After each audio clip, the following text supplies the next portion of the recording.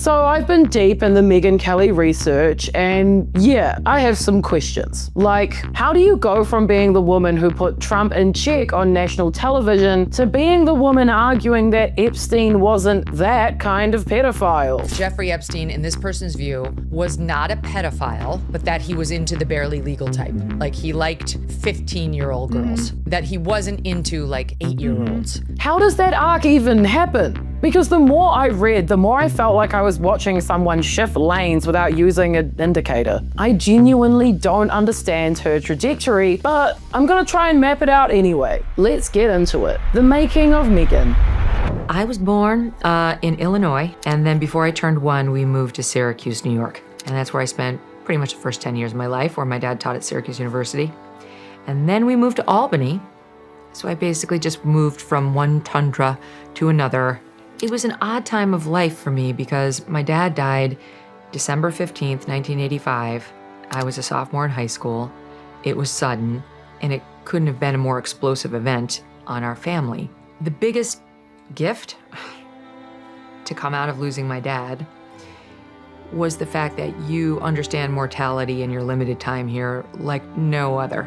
You must make decisions in your life like it's an emergency. So the world was ready.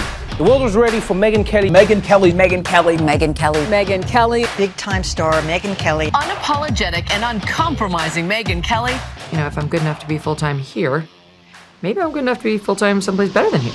Early Megyn Kelly was sharp, commanding, clear delivery, smart, a little scary, but in a good sort of TV way. Roger Ailes actually encouraged her to grill Republicans because, as she put it, he thought it made good TV. Would you really let a mother die rather than have an abortion? The Guardian said you were condescending to female reporters. You're dodging my question. What, you don't want to answer that question? No. Her on-air style was prosecutor meets cheerleader who can kill you with a smile, and viewers loved it. Then came the moment. At the first Republican primary debate, all the way back in 2015, she said to Donald Trump, "You've called women you don't like fat pigs, dogs, slobs, and disgusting animals. Your Twitter account has several disparaging comments about women's looks.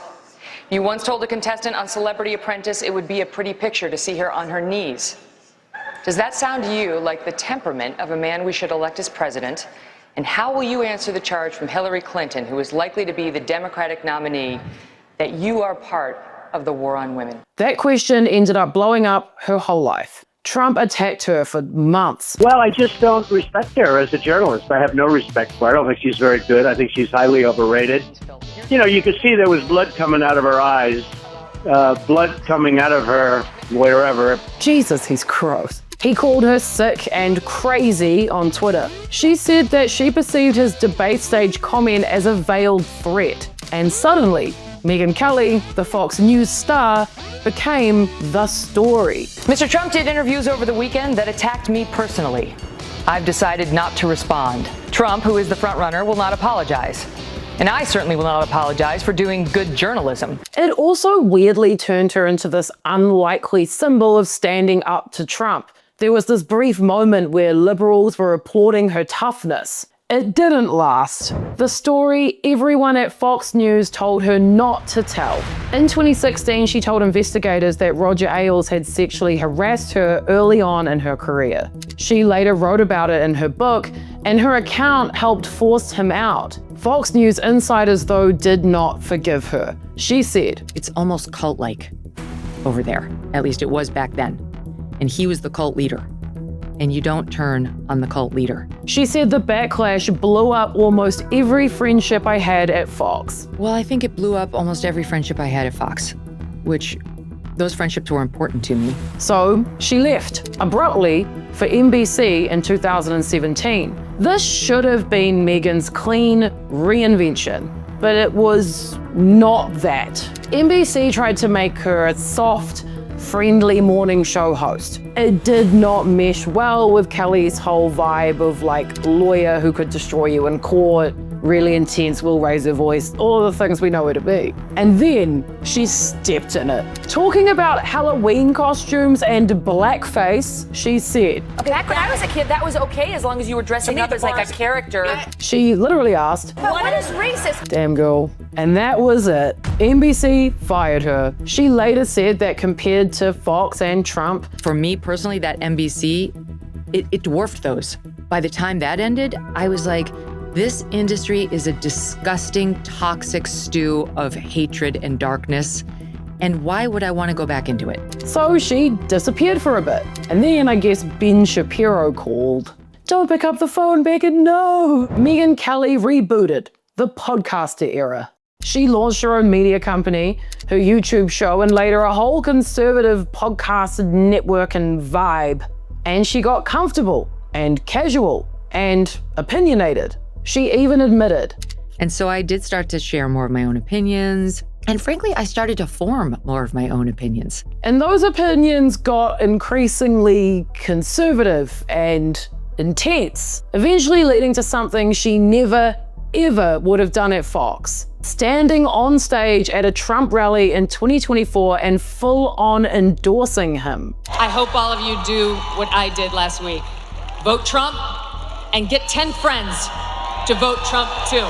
She now says, I'm thrilled Trump won, and I had no qualms about going out there for him whatsoever. he literally came for her so hard that she couldn't even safely go to Disney World, but I guess she thought that would make him a good president? I don't know. She also says she's still a journalist, but in her words, I'm trying to say to you, yes, I'm still a journalist, but I'm in this new ecosystem where the old rules don't apply. and that's actually the perfect segue to the Epstein files controversy.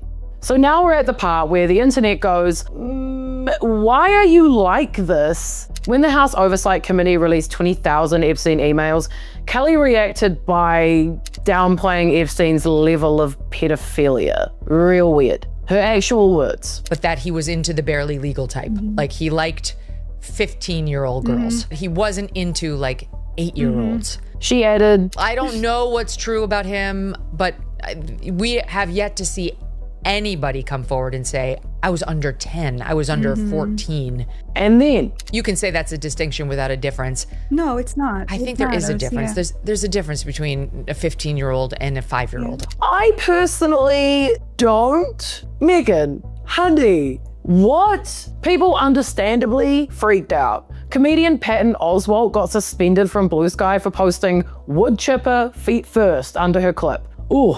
She doubled down though, saying the media was trying to tie Epstein to Trump. You know, based on those many photos of them together and his name popping up in those emails many times. I don't know. She said, And this effort to turn the Epstein story into the Trump story completely undermines the actual search for truth when it comes to Jeffrey Epstein, which is why many of us resent these Johnny-come-latelys from finally getting interested in the story. and insisted the real victims were being ignored by everyone but her. But that is not really how it landed, because also it's not true. Her comments read a lot more like defense counsel for Epstein, which leads us to the big question. How did someone who once grilled Trump on live TV end up publicly endorsing him and then trying to clarify that Epstein didn't like 8-year-olds? What actually happened to Megyn Kelly?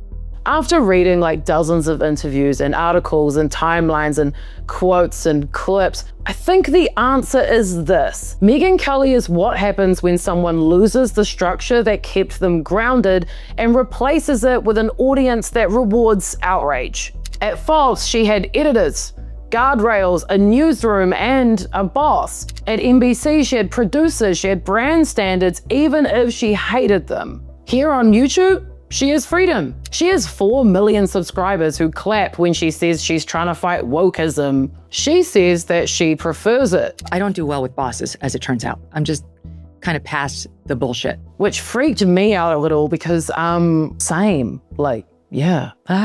She says that algorithmic media rewards authenticity, not neutrality. And it's true, the feedback loop is real. Her incentive structure changed. Her worldview changed. And maybe somewhere in all that, her judgment changed too.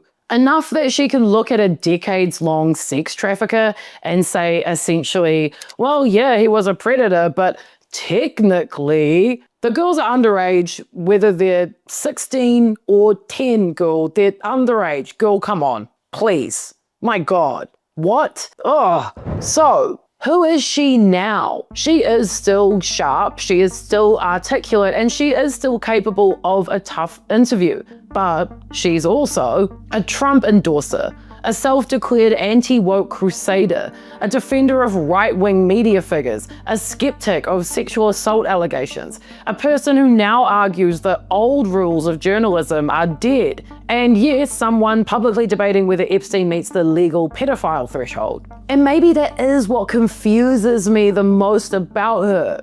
She could have been good, because Megyn Kelly spent 20 years telling Americans she was the serious one, the lawyer, the fact finder, the tough but fair journalist. And that is needed on both sides. So when she says things like there's a difference between a 15-year-old and a 5-year-old, in the context of Jeffrey Epstein, the dissonance is wild. After all this research and clicking around, my honest conclusion is this: Megyn Kelly didn't really change. Her incentives did.